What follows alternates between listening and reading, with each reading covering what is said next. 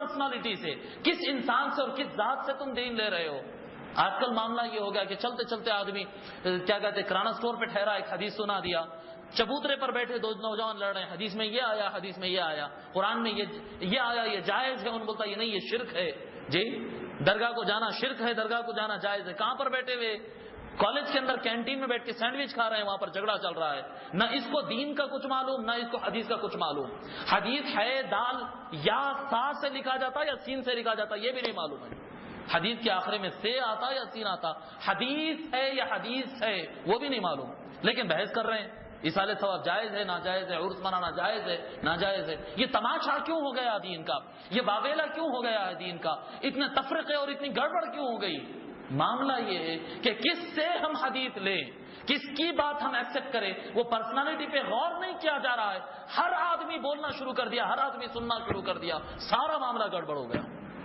سارا فرقے، جھگڑے، فساد، تنظیمیں، انجمنیں، کیسز، لڑائیاں، مار دھاڑ، مسجدوں کے اندر فساد۔ اللہ تبارک و تعالیٰ فرمایا کہ اگر کسی کی اتباع کرنا ہو، کسی کی اتباع کرنا ہو تو پہلے دیکھ لو کہ وہ ولی ہے یا نہیں ہے۔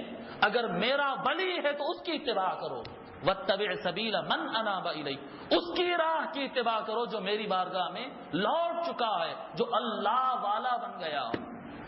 امام بخاری کی اتباع کرو، امام مسلم کی اتباع کرو، امام اعظم ابو حنیفہ کی اتباع کرو، امام شافعی کی اتباع کرو، احمد بن حنبل کی اتباع کرو۔ کیوں؟ ان کو ہاتھ 4 تھے، ہم کو 2 ہے، ان کو دماغ 2 ہے، ہم کو 1 ہے۔ نہیں، معاملہ یہ نہیں ہے، وہ دین کی راہ میں اخلاص کے ساتھ محنت کرتے کرتے رجوع الی اللہ کر لیے، ہم دنیا میں پھنسے رہ گئے۔ ہمارا کھانا پینا چلنا اٹھنا بیٹھنا اپنی غرض اور اپنی خواہش کے مطابق ہے، اور ان کا 100% جینا اور مرنا اللہ کے لیے ہوا کرتا تھا۔ فرق ہو گیا۔ اگر اتباع کرنا ہے، کسی کے پیچھے چلنا ہے، کسی سے دین سیکھنا ہے تو فرمائے فانظروا عمن تأخذون دینکم، کیریکٹر دیکھو وہ انسان کے، کیریکٹر دیکھو وہ انسان کے، اس کا جینا مرنا، اس کا کاروبار کرنا، اس کی ایمانداری، اخلاص، للہیت کس درجے میں ہے، کتنا صاف نیت کا آدمی ہے، اس کے بعد اس سے کچھ علم حاصل کرو، اس کے بعد اس کی اتباع کرو۔ یہ میں نے بتایا کہ واتبع سبیل من اناب الی، اتباع کرو اس شخص کی جو میری طرف رجوع کرا ہے۔ اس کا آسان تعریف، اللہ کی طرف رجوع کیا ہوا آدمی، آسان تعریف ہوتا ہے اللہ کا ولی۔ اللہ تبارک و تعالیٰ کے ولیوں کا یہ معاملہ ہوتا ہے کہ وہ ہر علاقے میں پہنچتے۔ اللہ تبارک و تعالیٰ کا ایک نظام ہے جس کو قرآن نے اللہ تبارک و تعالیٰ بیان کیا، وَمَا أَرْسَلْنَا مِن رَّسُولٍ إِلَّا بِلِسَانِ قَوْمِهِ لِيُبَيِّنَ لَهُ۔ اللہ تبارک و تعالیٰ فرماتا ہے کہ جب کبھی ہم کسی رسول کو بھیجے تو جس علاقے میں بھیجے ہیں اس علاقے کی زبان والے آدمی کو بھیجے ہیں تاکہ ان کو دین سمجھا سکے۔ جی موسیٰ علیہ السلام گئے تو اپنی قوم میں اپنی زبان میں بات کرتے، حضور صلی اللہ علیہ وسلم تشریف لائے تو اپنی قوم میں اپنی زبان میں بات کرتے۔ جب کبھی کسی علاقے میں کوئی نبی گئے تو ایسا نہیں گئے کہ بھئی وہاں کی زبان نہیں آتی، ٹرانسلیٹر کو بلا کر بات کر رہے ہیں، نہیں، وہ علاقے کی زبان کو جانتے تھے، بلکہ اور تفصیل میں آپ چلے جائیں وہ علاقے کے کلچر کو جانتے تھے، وہ علاقہ کے خاندانی اور طبقاتی معاملات کو جانتے تھے، وہ علاقے کی تجارت اور محنت و مزدوری کو وہ لوگ جانتے تھے، قریب سے جو معاشرے کو جانتے، ویسے آدمی کو اللہ تبارک و تعالیٰ رسول بنا کر بھیجتا ہے تاکہ ان کے اندر گھل مل کر ان کے پریشانیوں کو سمجھ کر ان کو دین سمجھائے کہ آؤ پریشانیوں سے نکلنے کا یہ راستہ ہے۔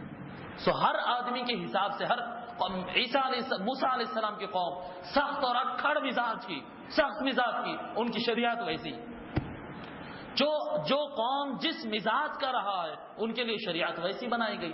پھر آخر میں حضور صلی اللہ علیہ وسلم تشریف لائے، اور حضور صلی اللہ علیہ وسلم کوئی اور ایک قوم کے لیے نہیں آئے تھے، جیسے صرف عرب کے لیے آتے تو دین شاید اتنا پھیلا ہوا نہیں ہوتا۔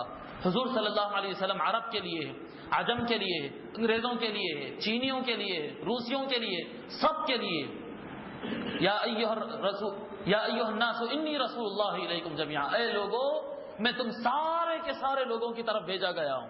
قرآن کی آیت، سارے انسانیت کی طرف، ارسلت الی الخلق کافہ، حضور صلی اللہ علیہ وسلم فرمائے اللہ نے مجھے ساری کائنات کے لیے بھیجا ہے۔ ترمذی شریف کی روایت، ارسلت الی الخلق کافہ، میں ساری کائنات کے لیے آیا۔ معاملہ یہ ہوا کہ شریعت حضور صلی اللہ علیہ وسلم کی اتنی بڑی شریعت تیار ہو گئی، اتنی بڑی شریعت آئی ہے جو دنیا کے ہر کونے میں چل سکتی ہو۔ ایسا ہی ہوتا نا معاملہ، ایک راستہ اگر کھول لیں، اگر ہم ایک روڈ کھولتے، ایک گلی ہوتی ہے، ایک گلی اگر بنا لیتے ہیں، سمجھیے ایک 4 فٹ کی گلی، تو 4 فٹ کی گلی میں سے پیدل آدمی گزر جا سکتا، سائیکل گزر جا سکتی، بائک بھی چلو تھوڑا محنت سے بائک گزر جاتی، آٹو نکلتا؟ آٹو نہیں نکلتا، تو اس کے لیے تھوڑا بڑی گلی بنانا پڑتا۔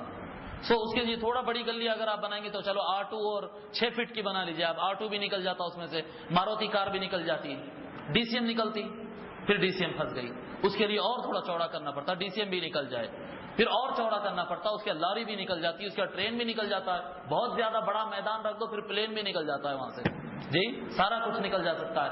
سابقہ جتنے انبیاء آتے تھے ان کی شریعت، ان کے اس پر عمل کرنے والی قوم کیونکہ محدود ہوتی تھی تو اس کے حساب سے لمیٹڈ شریعت لے کر آتے تھے۔ آقا صلی اللہ علیہ وسلم جب تشریف لائے تو اتنی وسیع اور اتنی بڑی شریعت لے کر آ گئے کہ دنیا کے ہر مزاج اور ہر قوم اور ہر مٹی سے بننے والا انسان اس کے اندر سے گزر جا سکتا ہے۔ بہت کشادہ شریعت لے کر آئے، جب بہت کشادہ شریعت لے کے آ گئے تو شریعت میں ہر معاملہ ہے، ہر چیز ہے، لیکن معاملہ یہ ہوتا بھائی آپ جب بڑی سپر مارکیٹ میں خریداری کے لیے جاتے ہیں تو سامان تو بہت ہوتا ہے لیکن آپ کو لینا رہتا ہے جو آپ کی ضرورت ہے، آپ کی اپنی ضرورت ہے، اور دینی امور میں ہم اتنے پیدل ہیں کہ ہمارے دین کے لیے ہم کو کیا چیزوں کی ضرورت ہے وہ ہم کو سمجھ نہیں۔ چھوٹے بچے کو اگر بازار میں دیکھ لیے تو جو چمکتی ہوئی چیز ہے وہ لیتا ہوں بولتا ہوں نہیں، آپ کو گھر میں ضرورت رہتی ہے صابن کی، ان بولتا وہ تیز ایسی نوکدار وہ اسپورٹس کار جو ہے وہ خریدتا ہوں بولتا ہوں۔ آپ اس کو سمجھانا پڑتا کہ بیٹے اپنے کو اس کی ضرورت نہیں ہے، وہ جو 4 کونے ڈبے کے ایسا صابن ہے اس کی ضرورت ہے، ہمیں رن صابن ہے وہ ایسے ڈبے کے 4 کونے، ان بولتا ہے اس کا شیپ خوبصورت نہیں ہے، وہ اچھی ٹائراں والی وہ اسپورٹس جو کار ہے وہ خریدتا ہوں۔ بیٹے اپنے کپڑے دھونے کے لیے کار کام نہیں آئے گی، رائٹ؟ ایسا ہی ہوتا نا کہ جس کو سمجھ نہیں ہوتی کہ کیا ضرورت ہے اس کو خریداری کرنے نہیں دیتے، اس کو بولتے ہیں تم میری سنو، جس کو آتا ہے وہ خریداری کرتا ہے۔ دین اسلام اتنی بڑی شارع، اتنی بڑی روڈ اور اتنا بڑا میدان بن گیا ہے، آقا صلی اللہ علیہ وسلم کا لائے ہوا دین اتنا زیادہ وسیع ہے کہ اس کے اندر نرم مزاج والے، سخت مزاج والے، ہندی مزاج والے، روسی مزاج والے، جی کیا کہتے ہیں ننگا ناچ دیکھنے والی قوم اس کے اندر موجود ہے۔ کسی کی یہاں زنا عام ہے، کسی کی یہاں سود عام ہے، کسی کے اندر فسق و فجور کا مزاج ہے، کسی کی مزاج میں جھوٹ بولنا ہے، کسی کی کاروبار میں گھپلا ہے، ہر قسم کی قوم ہے، اور ہر قسم کو سدھارنے کے لیے اتنا بڑا میدان حضور صلی اللہ علیہ وسلم دے کر چلے گئے کہ ہر ایک کا علاج ہے۔ اب اس کے بعد معاملہ یہ ہوا کہ قرآن نازل کہاں پر ہوا؟ قرآن نازل ہوا مکے اور مدینے میں، قرآن نازل ہوا، حدیث آئی ہے مکے اور مدینے کے اس علاقے میں آئی ہے۔ جب دین اسلام وہاں سے نکل کر باہر پہنچا، مصر پہنچا، سوڈان پہنچا، صومال پہنچا، ہندوستان پہنچا، پاکستان پہنچا، اور عراق پہنچا، اور ایران پہنچا، اور بخارا اور سمرقند گیا، چچینیا گیا، جزائر اور لیبیا اور موریتانیہ اور مغرب گیا، جب سارے دنیا کے اندر پھیلنا شروع ہو گیا تو لوگ کو سمجھ میں نہیں آیا کہ دین پر عمل کیسے کرنا ہے، کیونکہ جو دین کا مزاج بتایا گیا تھا حضور صلی اللہ علیہ وسلم تو سارا کچھ دیے، لیکن اس کا امپلیمنٹ جو دیکھا گیا صحابہ کے اندر، صحابہ 99.99% عرب تھے، ایک 3-4 صحابی کے نام ملتے ہیں جو غیر عرب ہے، باقی سب عرب تھے، تو اس کا امپلیمنٹ جو انہوں نے دیکھا صرف عرب اسٹائل میں دیکھا، ان کو سمجھ میں نہیں آیا، یہ جو اولیاء اللہ ہوتے ہیں، یہ اولیاء اللہ جو ہوتے ہیں وہ اسی دین کے اندر سے قرآن اور حدیث میں سے وہ چیزیں لے کر ہم کو دیتے۔ ہندوستان خواجہ غریب نواز خواجہ اجمیر سیدنا خواجہ معین الدین چشتی رحمۃ اللہ علیہ ہندوستان آئے تو یہاں کے لوگوں کو جو چیز کی ضرورت ہے وہ انہوں نے دین کے اندر سے چن کے ہم کو عطا کر دیا، جی وہاں پر شہاب الدین سہروردی رحمۃ اللہ علیہ پہنچے، اس علاقے میں جو چیز کی ضرورت تھی انہوں نے عطا کر دیا۔ شیخ احمد رفاعی رحمۃ اللہ علیہ کسی علاقے میں گئے تو وہ اپنی علاقے میں جو لوگ کی ضرورت تھی سب کہیں اور سے نہیں دے رہے ہیں۔ آج کا یہ نوجوان نکلا ہوا اور جاہل اور ان پڑھ اور کم علم نوجوان یہ کہتا ہے میں کسی امام کو نہیں مانتا ہوں۔ ارے کوئی امام اگر قرآن اور حدیث چھوڑ کر بات کیا تو اس کو تو مت مان، لیکن جو امام صرف اور صرف قرآن اور حدیث ہی مانتا ہے اس کو تو کیسے نہیں مانے گا؟ جی اگر امام نماز میں اگر امام قرآن میں سے ہی پڑھتا ہے، قرآن کے باہر سے پڑھے تو آپ بولو کہ میں اس کی اقتداء میں نماز نہیں پڑھتا، لیکن قرآن کے اندر سے ہی پڑھ رہا ہے تو آپ کو اعتراض کا کیا حق بنتا ہے؟ اولیاء اللہ ہر علاقے میں گئے، الگ الگ انداز میں پیش کرے، لیکن پیش کرے قرآن اور حدیث ہی، دوسرا کچھ نہیں پیش کیا انہوں نے، جو کچھ انہوں نے پیش کیا وہ قرآن اور حدیث ہے، پیش کرنے کا انداز الگ رہا، وہ انداز کے نام پڑ گئے، وہ انداز کے نام پڑ گئے. ہر چیز میں ہوتا ہے. ایک معاملہ ہوتا ہے آپ موبائل میں ریچارج کراتے تو ریچارج خالی ریچارج نہیں ہوتا، ریچارج میں پھر ایک لائف ٹائم ہوتا. ریچارج میں پھر کیا کہتے ہیں آپ باہر ممالک فورن ممالک کے لیے ایک الگ اسکیم رکھی ہوئی رہتی. ریچارج ہوتا وہ ایک ریچارج ہوتا اس میں ٹاک ٹائم آتا ہی نہیں جی، صرف لائف ٹائم بڑھ جاتا ہے، اس کا ٹائمنگ بڑھ جاتی ہے جی.